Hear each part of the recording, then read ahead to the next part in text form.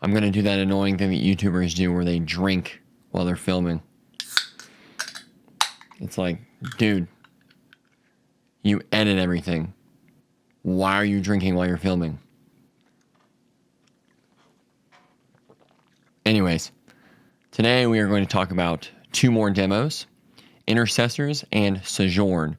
Sojourn being the very first song the band ever wrote. The very first riff of which I'll show you in this reprocession. But first, let's talk about Intercessors. Intercessors was developed by Brandon and I, and it was created over one simple riff that we expanded into a whole idea. I wrote the lyrics from one of my poems from my book, and he came in with the chorus and the verse riffs. Intercessors is the fourth track on our album, coming directly after Ad Interim.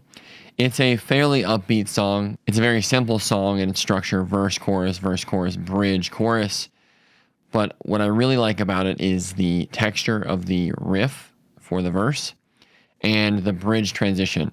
The bridge riff has some really cool chordal changes, mostly dealing with add nines, which, I mean, add nines are like a post-rock staple and very much a part of our sound for most of our songs. So here, as you can see in this session, this is an old demo from May of 2020.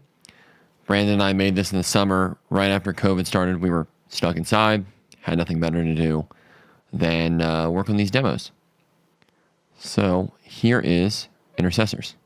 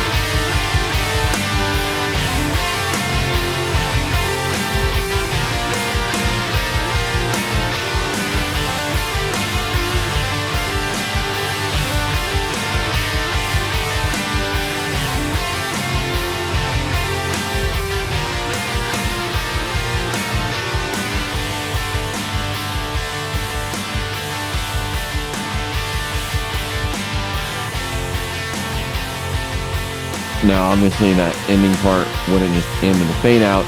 It's going to culminate in sort of a build up into the final chorus. But yeah, I really love that dad rock guitar riff that Brandon came up with.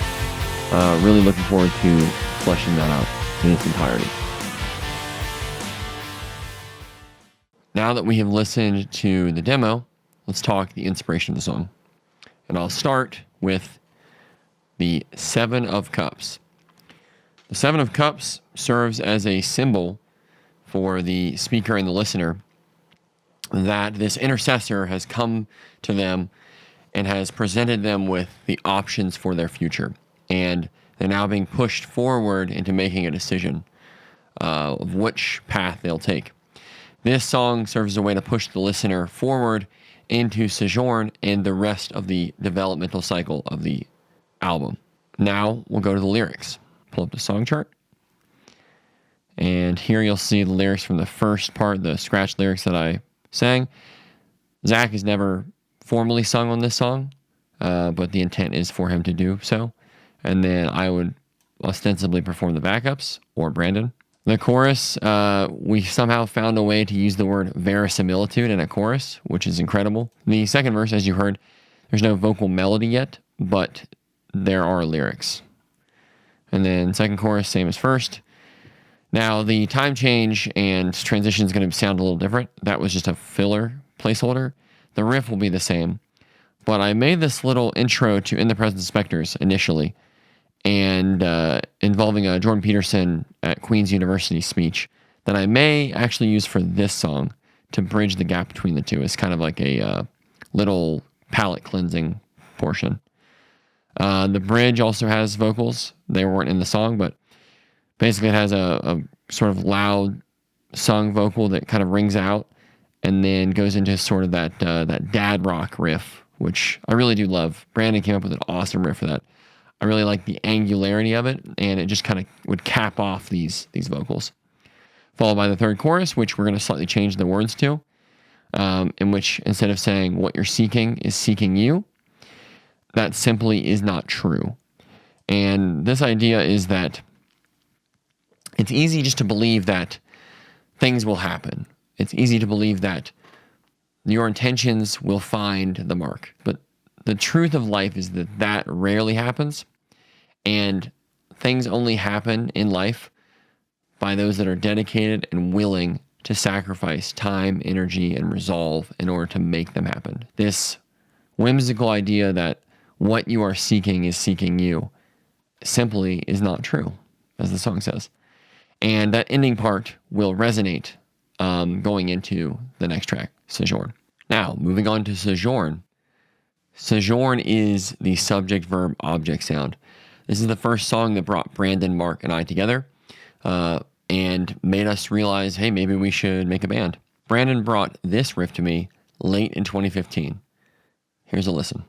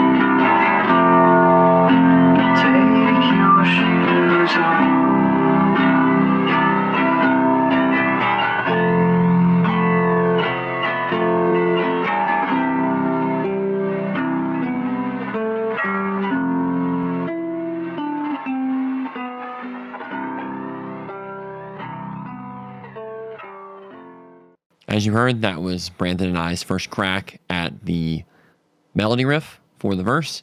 We recorded this on an old Allen Heath mixing board, just throwing random effects on it.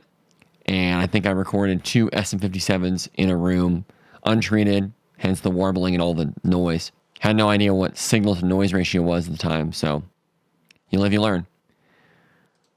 We thought that melody sounded pretty cool, so we decided to try to produce the song in the stylings of Have a Nice Life.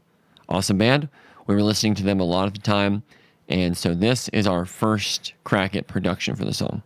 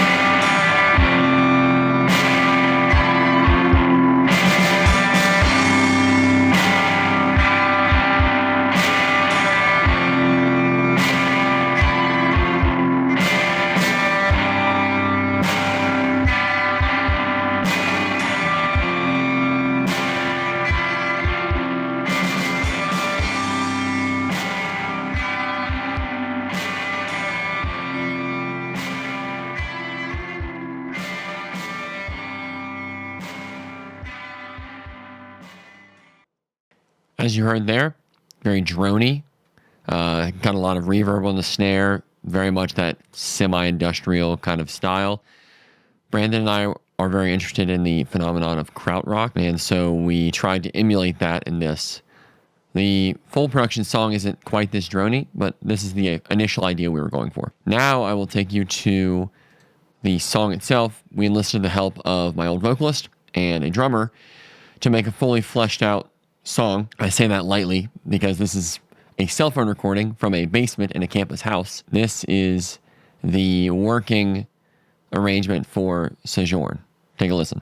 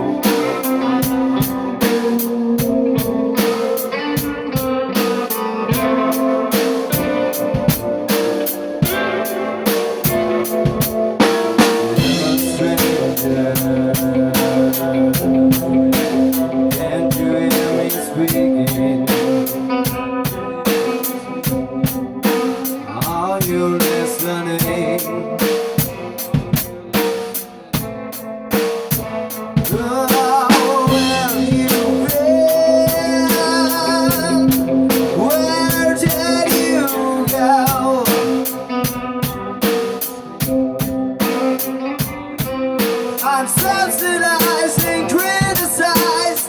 Why didn't we realize?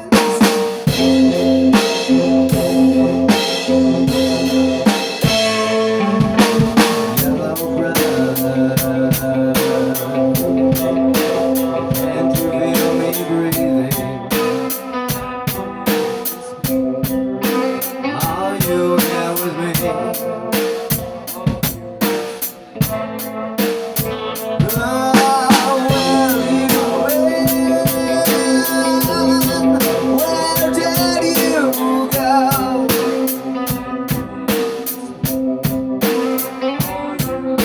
Subsidized and criticized. Why didn't we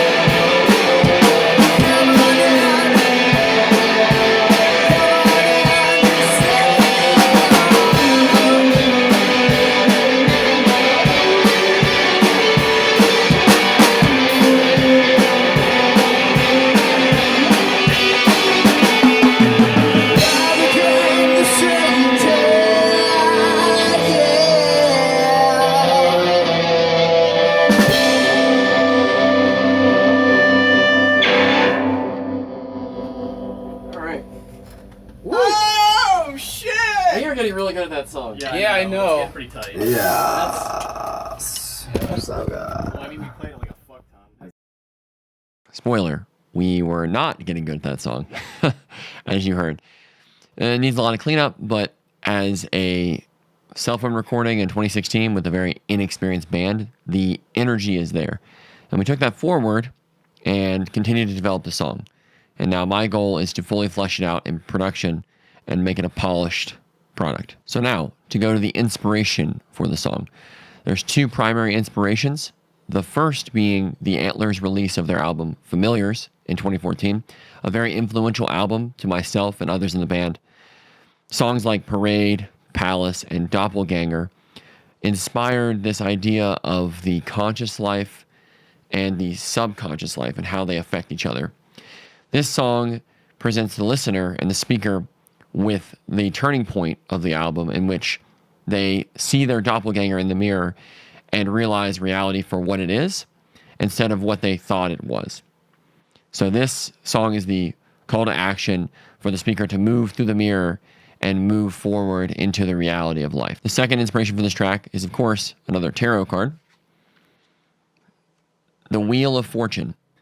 Much like the first inspiration, the Wheel of Fortune serves as the full circle turning point of the album, in which the speaker is confronted with the choices ahead and the realities, and this breaks their schema for what they thought the world was. And this journey through the mirror is the turning of the wheel, per se. Now we'll move to the lyrics.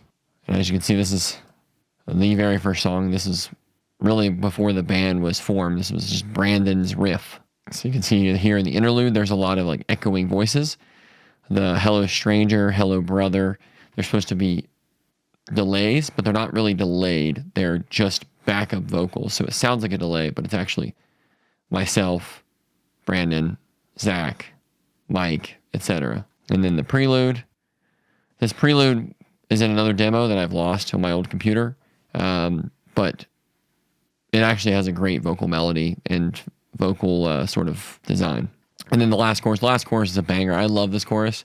I like the chord progression as well. And I'm really looking forward to fully producing this. So that is Intercessors and Sojourn, our 4th and 5th track on the album. We are now 50% the way through. Next video, we will continue. We will talk about Degeneracy Runs Amok.